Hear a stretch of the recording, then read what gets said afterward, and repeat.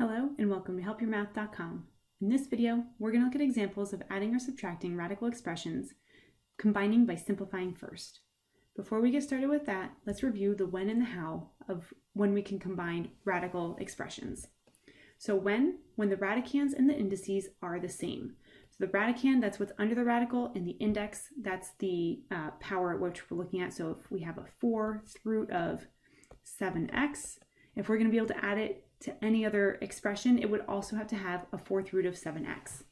Also, since we are looking at variables here, the variables in front of the radicals also have to match in order to be able to add or subtract. How do we do this? We do this by combining the coefficients, specifically the numerical part of the coefficients of the radicals. And again, the variable parts must match in front of the radical if they're part of the coefficient, and also the radicands must match as well.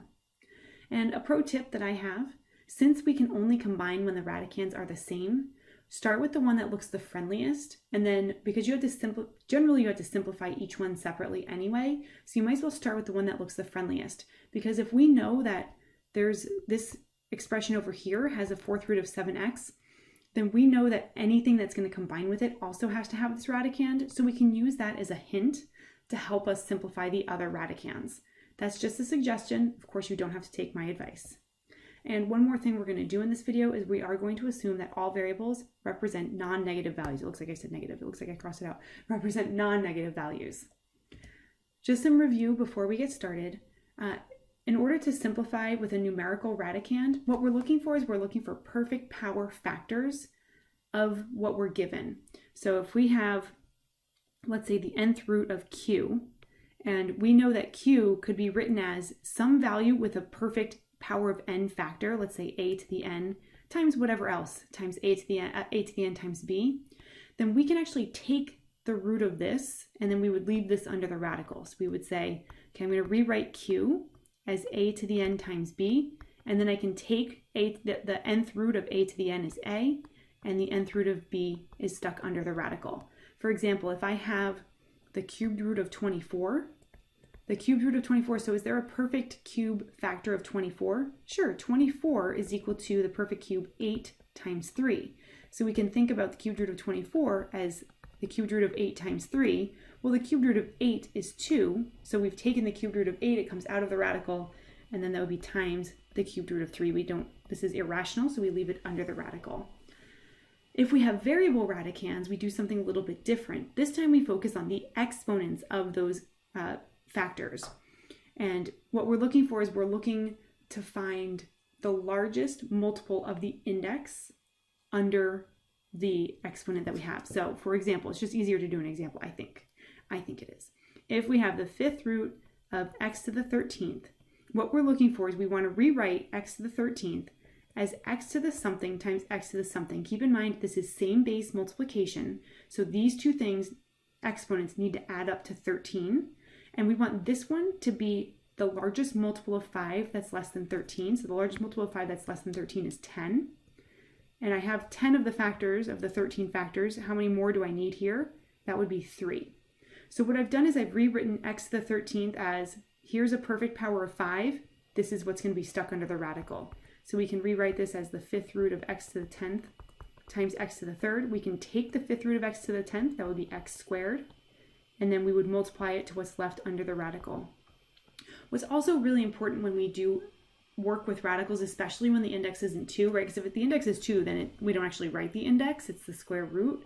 But when it's 3 or 4 or 5, you need to make sure that you're always writing the index. Not writing the index, you're changing the problem. You're changing it from whatever it was to a square root, which isn't right. So just make sure you're bringing that index down every single time. Okay, let's get started. Here's our first example. We want to subtract if possible. So remember what we need to be able to subtract. We have to have the same variable coefficient and we have to have the same radicand. And here, let's see, the index is 2, none's given, so we're talking about square roots here. What you could do to help yourself out if you don't know your perfect squares is make a list. So I'm going to say 2 squared is 4, so 4 is a perfect square. 3 squared is 9. 9 is a perfect square, 4 squared is 16, 5 squared is not 16, is 25, 6, I don't think I need to do this, but 6 squared is 36. So I have this list, I can reference back to it. And now I can say, okay, which of these looks friendlier? I think the second one, the 45, is, it's just smaller than 80. Does 45 have a perfect square factor that jumps out at you? Sure, it has 9. So I'm going to start with the 45, and then I'm going to deal with the A, and then I'm going to deal with the B. 45 is 9 times 5, so the square root of 45 is the square root of 9 times the square root of 5. My pen's going wonky on me. And now I can take the square root of 9, and when I take the square root of 9, it's going to join the coefficient that's already there. So the square root of 9 is 3. It gets multiplied to the coefficient that already is in front of this radical. So it's going to be 3 times 5 times b. Now and the 5 is going to be left under the radical. Looking at the a to the 5th, so we're looking for the largest multiple of 2 that's smaller than 5. So we're going to rewrite this as a to the something times a to the something. What's the largest multiple of 2 that's less than 5? That would be a to the 4th. So we have a to the 4th times a, right? Because that's going to, those would go back to a to the 5th if we were to multiply them. And then I'm going to take the square root of a to the 4th, and that value is going to join the 3, the 5, and the b in front of the radical. The square root of a to the 4th is a squared. And so we would have an a squared there, and then the square root of b does not have any perfect square factors that we're aware of, so it would just stay under the radical. So I'm going to cross this out because we've already used that. Okay, what do we have here? We have 3 times 5, we have 15, a squared b, and then left under the radical, we still have this factor of 5, this a, and this b. Okay, so how do I use this radicand to help me with the other expression? Well, what we're thinking is that whatever times 5 must be a perfect square. So what times 5 gives me 80? That would be 16, which is a perfect square. So this works out well. So see, I could use the 5, knowing that I had to have a 5 stuck under the radical, means the other factor must be a perfect square. A is going to just stay a, right? Because we're not going to be able to take the square root of a. As far as we know, it doesn't have any perfect square factors. And b cubed, so what's the largest multiple of 2 that's less than 3? That would be 2 itself.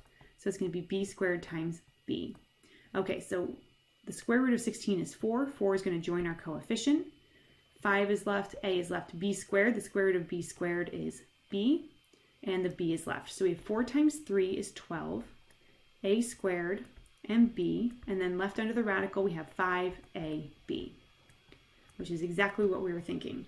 Okay, so the variables in front match. We have, oops, this one forgot is b. There's a b given. My mistake. The variable parts in front do match once I corrected my mistake from forgetting the b. I'm sorry, b. And the radicands match as well. We are able to subtract. When we subtract, we only subtract the numerical part of the coefficient. So this is going to be 12 minus 15. And then we have a squared b times the square root of 5ab. 12 minus 15 is negative 3. So in the end, we end up with negative 3 a squared b times the square root of 5ab. We did it. We got to the end. Hooray! So this is basically like 3 problems rolled into one because we have to simplify each radical expression first and then see if we can combine. Let's try it again. This example, look really carefully at the index. This time we're dealing with an index of 4. So let's list our perfect powers of 4. 2 to the 4th is going to be a perfect power of 4, and that's 16. 3 to the 4th is a perfect power of 4, and that's 81.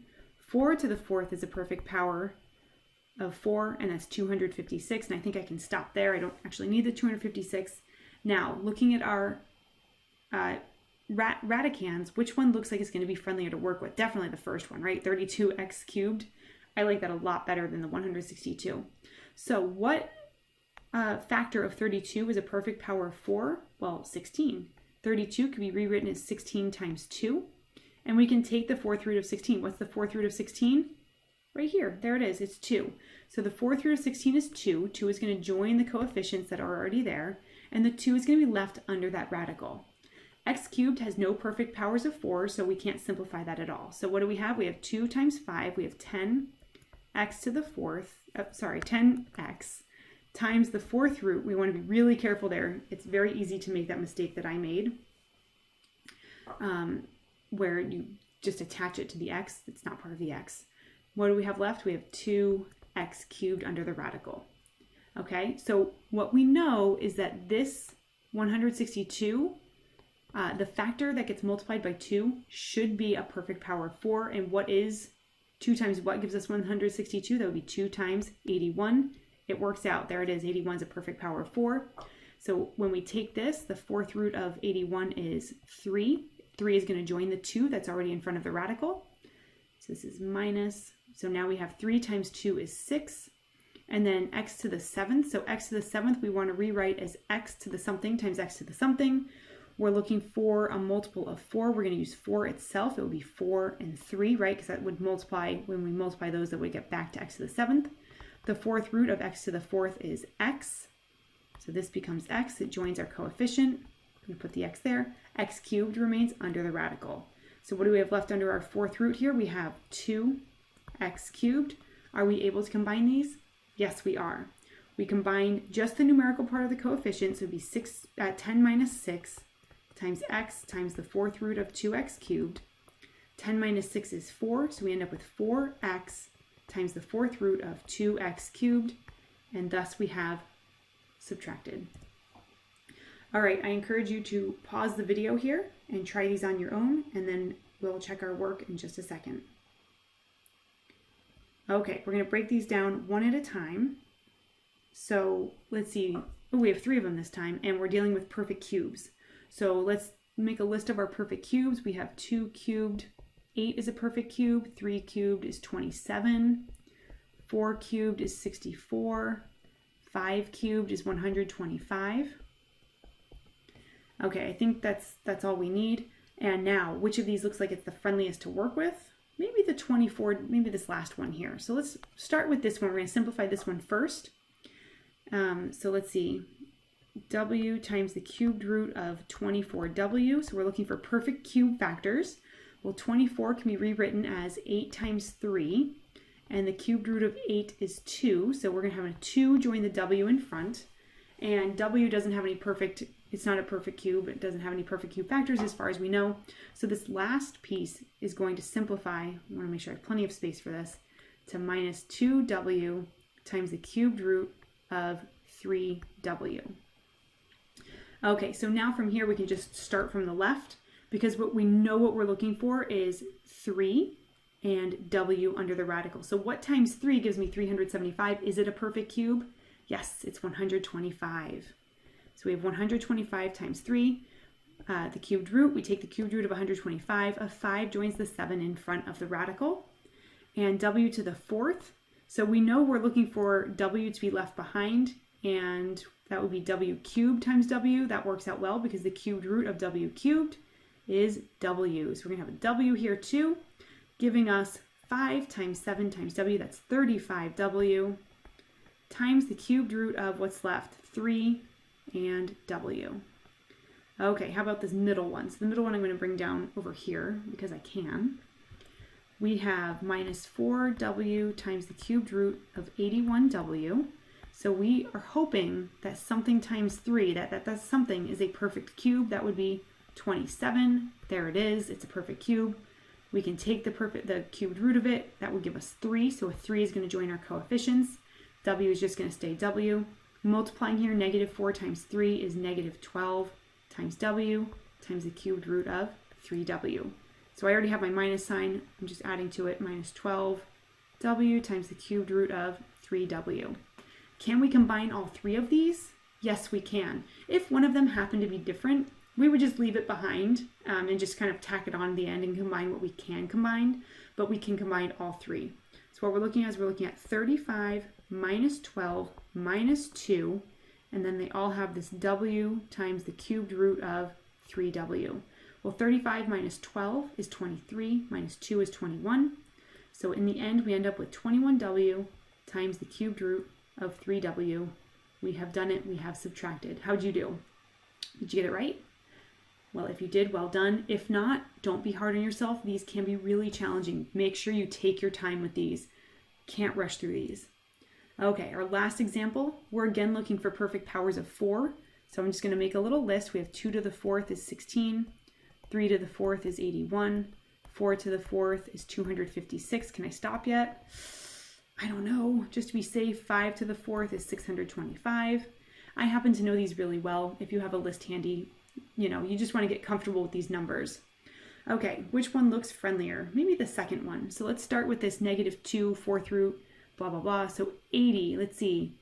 The only hope is 16, right? Because everything else is bigger than 80 already. So it'd be 16 times 5. 16 times 5.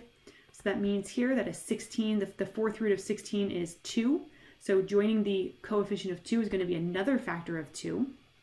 And now we're going to look at the m. So we're looking to rewrite m so that we have 1 that is a multiple of 4. That would be m to the 8th times m to the 1st.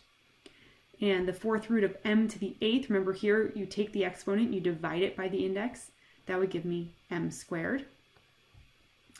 And then m stays. And then looking at the n's, we have the fourth root of n to the, we want to rewrite that as 12 times n squared. The fourth root of n to the 12th, we're doing 12 divided by 4 is 3. It's getting a little bit messy here. So we have n cubed. Okay, so out of the radical, we have these 4 factors. 2 times 2 is 4. M squared, n cubed. And then we have the fourth root, what stayed behind? We have this 5, m, and n squared.